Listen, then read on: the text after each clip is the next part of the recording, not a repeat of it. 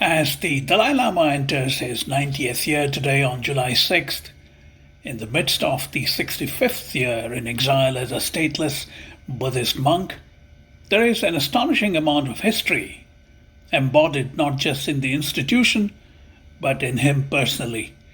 Even though he has, over the last 2 decades, gradually disengaged from the politics of Tibetan issue, he very much remains powerfully emblematic of the very idea of Tibet. So much can be showcased about his current preoccupations against the backdrop of an intransigent China, but I'm choosing to travel back to January 1946 when explorer, geographer, mountaineer, and writer Heinrich Harrer arrived in Tibet. He and his fellow traveler Peter Aufschnaiter walked 1,500 miles across perhaps the world's most hostile terrain, climbing and crossing 62 mountains, some as high as 20,000 feet, to reach Lhasa, the home of the then 11-year-old Dalai Lama. I chanced upon a July 1955 issue of the National Geographic magazine at a junk store in Williamsburg, New York.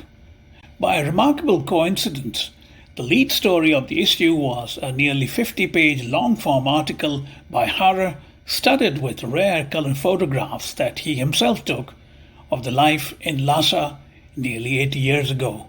Among the first monuments that Harrer and Aufschnaiter saw was the imposing, then 300-year-old 1,000-room Potala Palace, the home of the Dalai Lama. The National Geographic issue has a lovely color photograph of the Potala taken by Harrer on a cold Tibetan winter morning. On first seeing the Potala, Harrer wrote, "The Potala's red and white facade loomed larger and larger. The 300-year-old palace crowns one of the jagged ridges which rise like sentinels from the valley floor. It wore an air of supernatural grandeur, as if it welled up in massive slabs of stone from the earth itself." Harrer soaked up sights in and around the Potala. For instance, consider these two contrasting visions. One, that of gold-capped mausoleums in honor of 7 Dalai Lamas which had hammered gold tiles on top, while the other of disappointing interiors. He writes, "Impressive from the outside, it is a bitter disappointment within. Age-old gloom, dust, and the suffocating stench of rancid butter permeate every corner of its maze of passages and cells. The spillings of countless butter lamps make footing difficult." At the same time, he is captivated by some of the clothes and other trimmings that the Dalai Lama's mother and sister wore. He writes about the brocade hats fringed with silks, as well as eyeglasses which were taboo in the Dalai Lama's presence.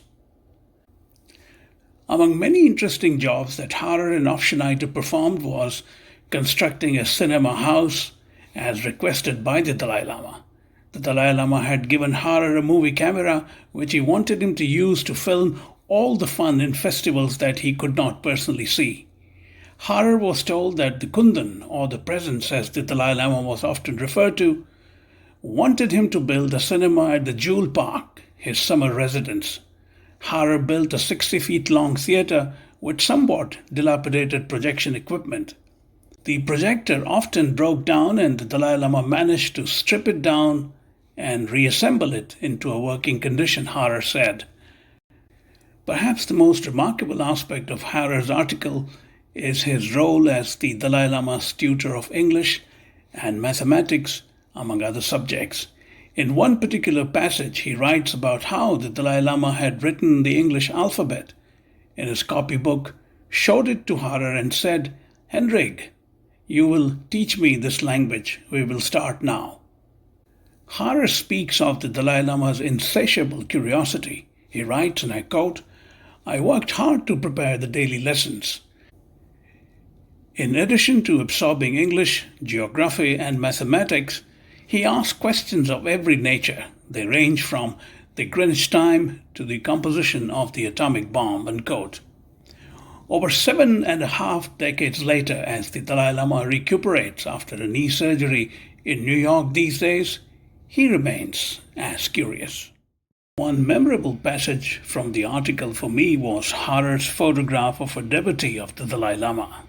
He writes, "Wearing wooden gloves lined with iron, the zealous Lamaist earns merit by crawling the length of the sacred trail rimming Lhasa.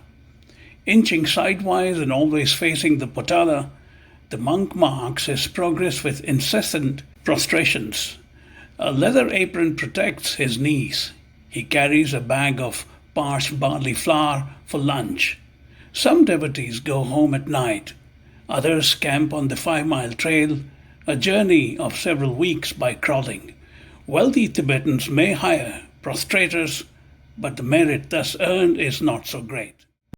As the Dalai Lama enters his 90th year, that level of devotion continues, although this kind of prostration may not be that frequent.